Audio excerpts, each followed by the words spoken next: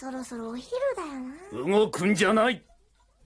ちくしょう、絶対尻尾を掴んでやる。あら、あ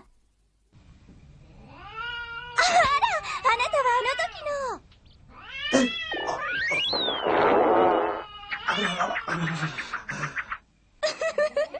お腹空いてるのね。みんなどうしちゃったんだろう。ああ、お腹空いたな。あ、そうだ、姉ちゃんたちが作ってくれたクッキーがあったんだ。